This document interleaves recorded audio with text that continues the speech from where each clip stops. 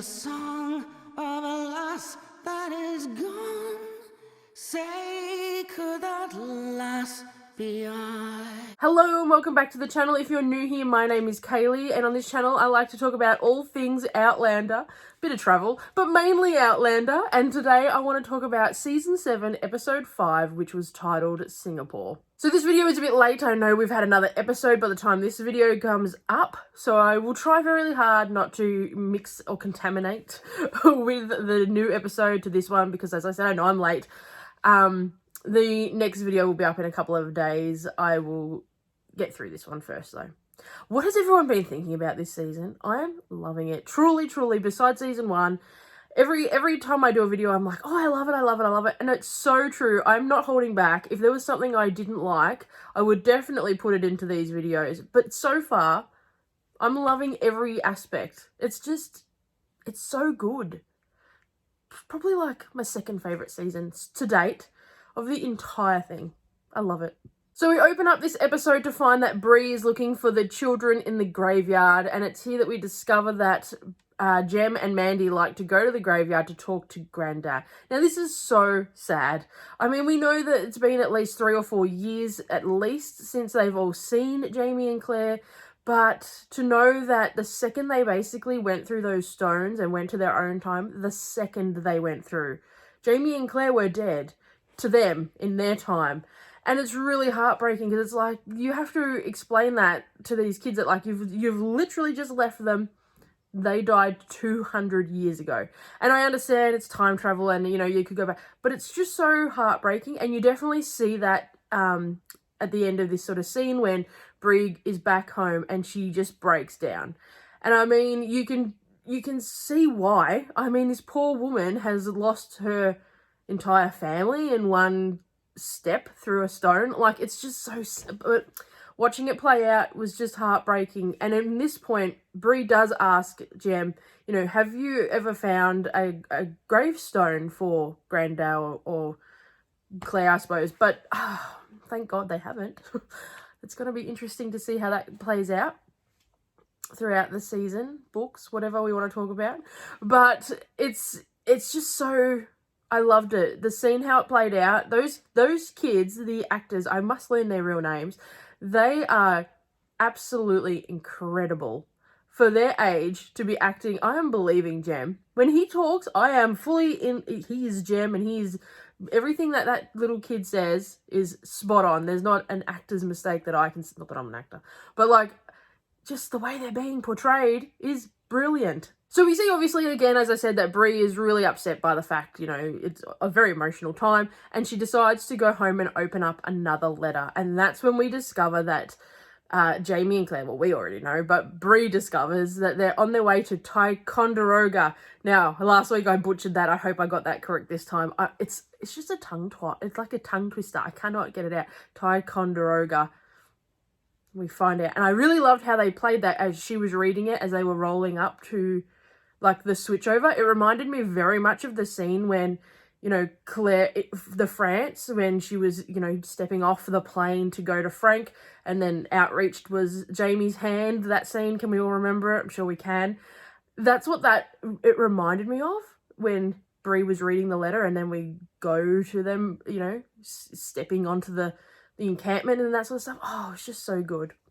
Like I said, I'm going to rave on about this season for a long time to come. Of course, like any battle scene, Jamie can spot some flaws that are going to definitely come into play in the protection of Ticonderoga. And that being the hill that, you know, is in firing aim from that point to the battlefield, not battlefield, but to their campsite. You know, they are going to be able to shoot cannons at us, and it's going to get us, for sure. Obviously, and I mean, I always think about this now. How many people in history that we don't know about, that we genuinely don't know about, it was never written down, it wasn't discussed, it wasn't documented, that had this moment where they've gone, this is a bit of a weakness. And they might not have been so direct as Jamie, obviously, straight to the top. You're wrong, this is going to happen. But you have to wonder how many people stood in line to go to battle or to war and thought, oh, why is nobody looking over to the left or to the right? You know, why is nobody standing there? That's a weak point. And you just think to yourself, how many people in history attempted to do the same thing and it could have been changed? I know since reading Outlander, I certainly look at everyone's history a lot differently, and I think to myself about all the time, I wonder if there was somebody in that era that was, like I said, not as direct as Jamie, straight to the top, you know, we do, but had it in their own mind, in their own little friend group discussions that, why aren't we doing this? Because they're going to come, and then it actually happens. It's just outrageous to think that some of these things could have actually happened. We know what I mean, right? I know that these battles happened and things like that, but the way that people are being portrayed is what I mean. Much like other episodes throughout this season and throughout this book in particular that this season is based off, there's a lot of jumping around, and in particular from the books, there's a lot of different points of interest, or the book comes from different people's perspectives. So I'm noticing that throughout these episodes, they're constantly jumping back and forth as well.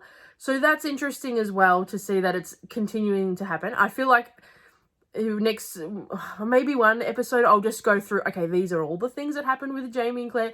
These are all the things that happened with Brie and Roger. And we'll just do the jumps when we really, really need to, because I feel like I'm jumping back and forth. But then, of course, we do jump to, we see Rachel, Denzel, and William, and they are traveling along their ways, and, well, they're trying to get to where they want to go, but they stumble across a man on the road who basically says, no, you've gone the wrong way. You're going the wrong way. You need to come back to my house and I'll look after you for the evening. Interesting enough, when they get there, of course, the wife to the man that they met on the road is very loving and caring. Come in, we don't have much, but please sit down and have some of my rat stew, which nearly made me vomit. I understand that there are still people in this day and age that need to eat things like that in order to survive, but oh my gosh, I am so glad I was not born in that era. To eat rat stew and to look at it and eat it from that point of view, even through my TV screen, I was like, oh, no, please don't put that in your mouth. That's gross. So yeah, that was interesting. And I just really put me off. I was just like, no, please don't eat it. And clearly, Rachel got up and left. She was not able to stomach it. Smart girl.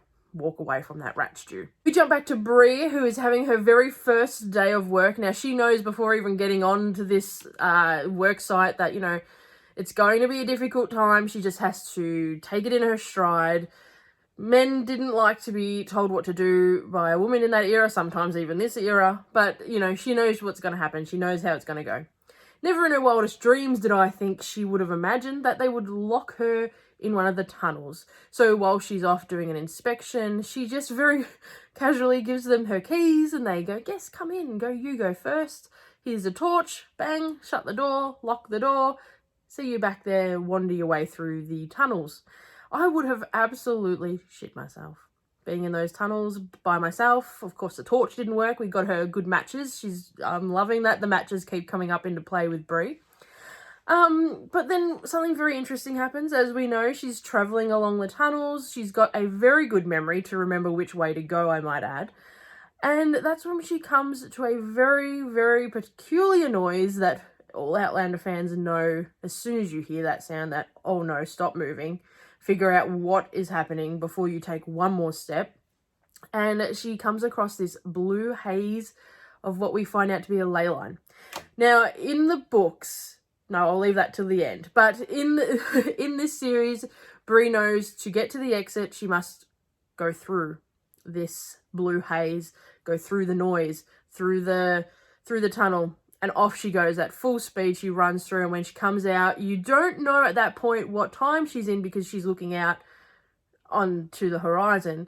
Fun fact, randomly, I do believe that where she is standing is actually where they film, and this isn't episode related, it's more film location related, where they film the actual standing stones up on top of the hill. I've been there and I can just see it, like in my mind, and I've tried to look at it from out because we flew the drone around there, and it just looks so, and I'm like, that's really cool. Just a little throw in, and I might be wrong, but just from my point of view, it just looked so similar when she sort of, you know, looks over the hill. I loved it. Back to Ticonderoga. I'm going to say that as much as I can just to make my tongue work it. And we have Ian, who is about to be sent off on a mission. Now, I can't remember the gentleman's name from the head of the forces sort of thing that sends Ian on his way. But he does say to him, you know, Ian says to him, is there somebody else can do this? Because I'm not really comfortable in going to my, you know, well, my ex's tribe's location. And basically says, no, that's the thing about war. It might make you uncomfortable, but you still need to go. So basically he's sent off to make contact with one of the other tribesmen. And I can't even remember what it was that he was meant to do. He was meant to pass on information or contact them or something. Anyway, off he goes because Ian is such a great guy. And it's here that he runs into Emily. Now, they have it's so nice because it's not as if it's like a bitter, twisted thing. The fact that when they, like, their relationship and the way it's being portrayed in this series is really lovely. It's heartbreaking, the whole thing. Like, the whole thing is heartbreaking, but to see them just go along in their strives about it is really good. And what was really interesting was when we meet Emily's son, who is very distinctive looking, and certainly you certainly asked some questions about it. Now, again, I don't want to spoil it too much. So if I tiptoe around subjects, you know I know more and I'm trying really hard not to spoil.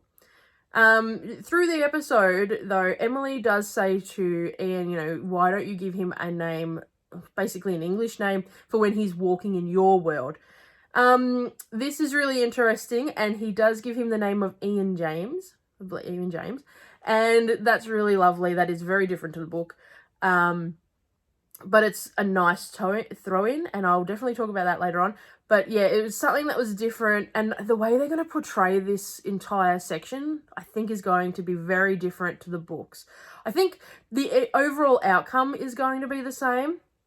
It's just going to skip a section of storytelling, but we're going to get the same outcome at the end of the books, but earlier, if that makes sense. Jumping back to Willie, Rachel and Denzel, who have, you know, gotten through their very awkward rat stew dinner and are sleeping fairly peacefully. Well, all except for Willie, who's awoken with extreme stomach pains. Luckily for him, though, that, you know, the rat stew has, or maybe nerves or whatever, has brought on this pain in the stomach for him to awaken to see that their hosts are not very host-like at all and are about to murder them. This was, I mean, what good timing to wake up from your dirty rat stew dinner to see that you're about to have, your friends are about to have their throat practically cut by serial killers. So we do find out, okay, so basically, William comes to the defense of Rachel and Denzel because they obviously won't defend themselves in any form of violence. And William does kill the gentleman that is in the serial killer couple. It does end up being discovered that that is his first kill, and he didn't imagine that, you know, it wouldn't be on the battlefield that his first kill would happen. Yeah, it was just really odd. I don't know if I knew, maybe I didn't realize that this was William's first kill, or I had forgotten, because when I was watching it I was like, oh, he's upset, why? But then I realized it was his first kill as he was talking to Rachel about it, and I'm like, oh, okay, fair enough. But Rachel is very consoling for William, and they definitely have a really unique relationship themselves. I mean, someone that's so anti-violence, Rachel, she's also very compassionate when it has happened in this exact example. And it was also during this discussion that we find out that the couple are serial killers and have killed many people on their travels along the road in the same fashion when the wife confesses basically to Rachel. Serial killers. That's exactly the sort of enemies these people all need. I mean, we haven't had a good serial killer in this series, so there you go. There's one for true crime fans. Now, later on, Rachel, Denzel and Willie are all travelling to go to their desired destinations. And when they come to the crossroad where they're going to split up, that is when Willie does say to Rachel and Denzel, you know, if you ever get into too much strife or need assistance, you know, you can say that you are an acquaintance or you know of the Duke of Parlow. Is that what he is? Yes, that is what he is. I'm so shocking today. So the Duke of Parlow is actually William's uncle, Hal, who is Lord John Grey's brother. So that was a nice little thing, you know, it sort of he's sort of telling them who he is in a roundabout way, because they do ask, is he a relative of yours? And he does say in a way. So they get at least a bit more of an understanding of who he actually is without Willie just going, yeah, this is who I am, blah, blah, blah. It's kind of a nice scene, and I love that he's just so caring for them, even though he knows, we're about to be on opposite sides again, or all, but, everybody's lovely here. If you get into trouble, drop a name. It was nice. Considering how much I don't like William in the books, and I really don't. In the books, I can't stand him. I can't stand up any part of him. In the TV series, I'm loving him. I'm absolutely loving him, and it's making me want to do more go tell the bees that I'm gone content, because I'm having a different outlook on Willie because of the TV show, which is very interesting. It's amazing how this show is making me change my mind on a character that I do not like in the books. We have a Jamie and Claire moment, and we see them discussing the fact that there are weaknesses in the defense of Ticonderoga. And this is so fitting. Claire basically says, well, seeing is believing, and what are we going to do? He doesn't believe you at this point in time, Jamie, of course, light bulb moment, seeing is believing. And off he goes the very next day and gets his men, and they take a cannon up onto that hill. Now, this, of course, just makes old mate, I can't remember his name either, the very French general, I don't know what he is actually, the man that Jamie's reporting to, very upset that Jamie has basically embarrassed him and made him look like a fool to the other men. Not concerned at all about the weakness in defense, and not concerned at all that, oh, look, you've shot a cannon over there wide, but you shot a cannon. It could most certainly hit us. You've embarrassed me. Naughty, naughty. Again, I think to myself, I wonder if this was really how life went back in those times. Like, were there people that stupid that you didn't just accept that you were wrong? I mean, of course there were. There are people now. But, I mean, why would you not? There's proof in the pudding, people. The cannon just shot at us. Our own cannon. We sent it a wide, but, like, somebody else can do that. No. And then denied it when they were having their general meeting, could never have foreseen this. And Jamie didn't open his mouth, whereas I most certainly would have. I would have dobbed like no tomorrow. But he didn't, because Jamie's a good guy. Whilst all this is happening, Claire, of course, has made herself quite at home in the hospital here at Ticonderoga. And this is where she comes in first meeting with Denzel, who has also arrived, and Rachel, of course. Once they're there, Denzel and Claire's relationship is one of my favourites. It's very, very similar in aspects to Claire and Master Raymond, who we all know I love, desperately love. So the fact that the relationship is very similar will put you into a notion of how much I love Denzel. And they have their first interaction, as there is a gentleman, Walter, who needs to have his leg amputated. And of course, Claire is telling the other surgeon who's in the room, who is very much like, you're a woman and go away, that he's about to do it wrong. Good old Claire. And Denzel comes in and says, well, yes, that is in fact correct, and I am the only one here that has been to medical school, and that is how we're going to do it, how Claire has just suggested. You definitely see straight away that they're going to have a grand old time, Denzel and Claire, with the fact that Denzel's not worried that she's a woman. So, yeah, wait till we see more of Denzel. I love him. He's so cool. But as is suspected, Ticonderoga does come under attack, just as we're all getting, acquainted, and as poor Walter is starting to recover, and they need to flee. So poor Walter, he gets left behind, and Claire basically explains to him, you'll be fine. You're going to become a prisoner of war, basically, and here is is it laudanum for the pain? Sip it, don't go crazy with it. Just please be safe. We can't move you. I'm so sorry. Claire leaving people behind is something that she can't do. We know that. We know her character. So to see this scene too, I was like, oh, heartstrings, no, please. Poor Walter. But they have to flee. And off they go. I mean, it was an interesting scene, actually, because of how many people they had getting into the boats. I thought a lot more would have been there. But obviously, I mean, you couldn't. But I love how the selected people that were in this little filming part of it were in together.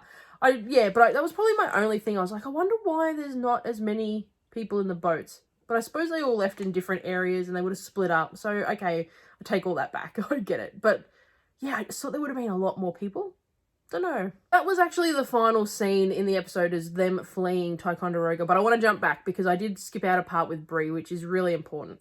So Brie does actually tell Roger how bad her first day actually was and explains how they locked her in a tunnel and just, goes through the motions of having to talk about the fact that, they're picking on her simply because she's a woman and because she's, higher up than them, and they just cannot handle it. They cannot handle having, a woman be in charge. And a really touching, fitting thing was Roger explaining to Brie, well, there always has to be a first. Like, the first woman to be their boss is you. It's that you're the first woman that's ever held this kind of position here. Much like your mother, Claire, who was the first woman in, like, her medical school, in her medical class. Imagine how she must have felt. She's gone through the same motions. And Brie she really is. So as Claire is going through these motions in her time, Brie is now doing it simultaneously in her time. It's just so fitting, and it's so... you definitely have things repeat in history, and it's just crazy. It's absolutely crazy that even to this day we don't learn from our mistakes of the past.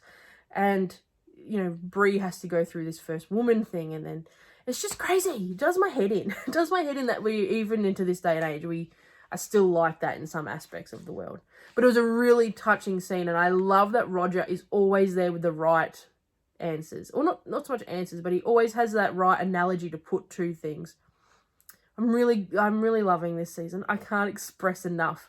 Even that's not a little scene, but even the little scenes throughout each episode, you're just so drawn into, and you're so connected with the episode that's playing out. I just love it. Okay, now let's get into the book comparison for where we're basically at. Now, there are a few things that still might change. So just because I'm saying they're different now doesn't mean they're not going to happen in the series, because as we know, the series does like to jump. And that is, for this season, has been the relative thing each episode. It's not that things are so different. It's the fact that they're just happening in a different sequence of events, which is totally fine. Like, you do you, boo. Like, you do you, film crew. Whatever you need to do to get the most in is amazing and fine with me.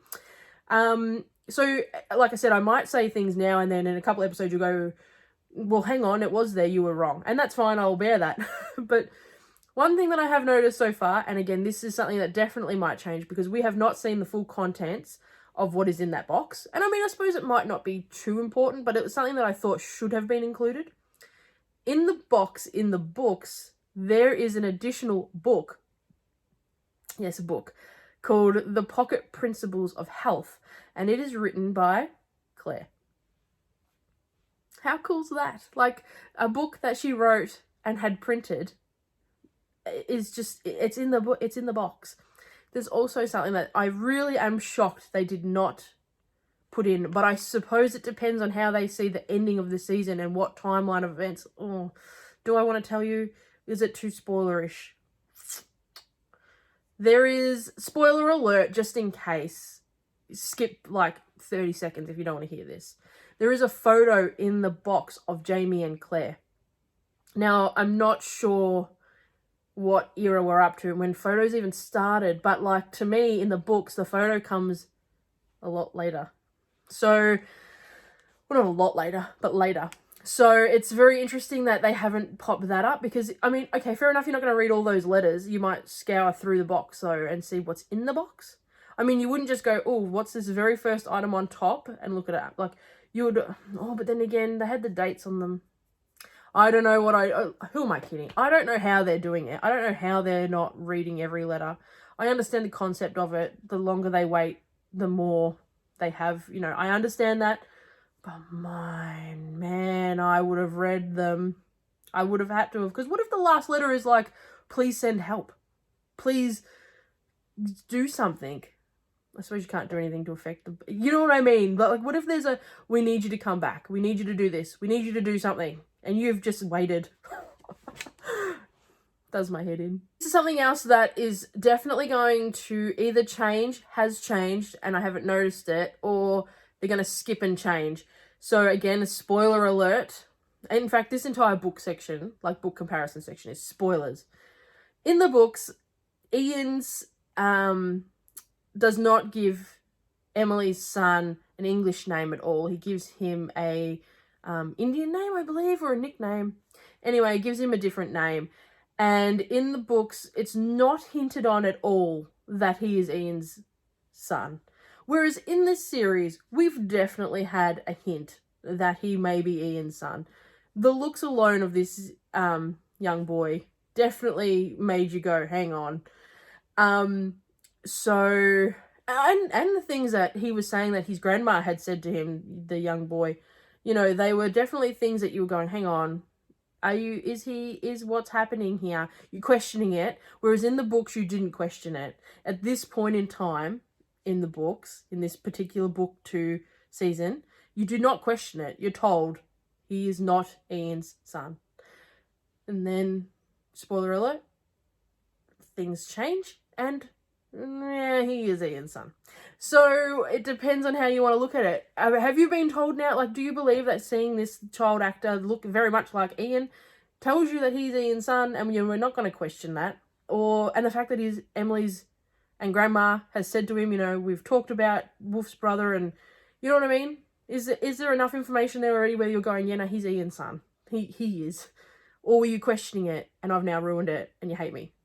Sorry about that. The other thing that I want to touch on, which I'm only going to touch on very lightly, is the fact that the chapters that we've covered in the book currently up to this point has been very jumped and, you know, we've gone back and forth a little bit, which we did in the last episode as well. It went back and forth a bit, in which case the bits that were missed have now been caught up, sort of thing. So I don't want to say too much in case an episode comes up that covers the things that have been missed.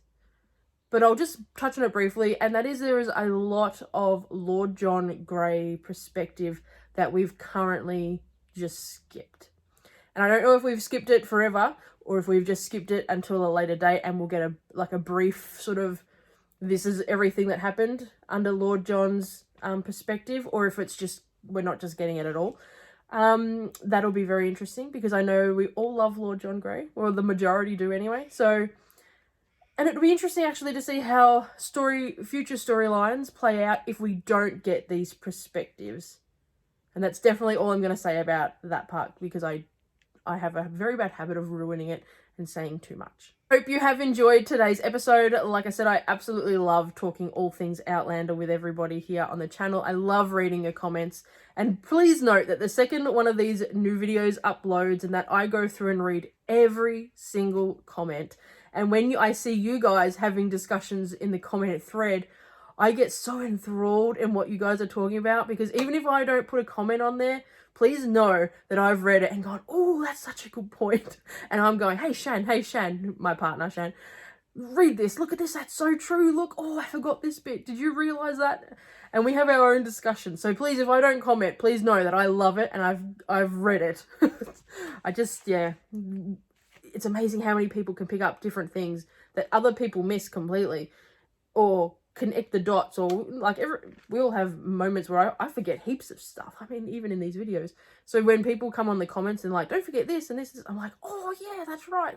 And I get so excited again. It's crazy. It's amazing that this TV series can do that to people. But I'm going to stop rambling now and try and get myself ready to film the very next episode, because with this one is so late. And we'll try and talk about season 7, episode 6. I hope you're having a good day, and I'll see you in the very next video. Bye!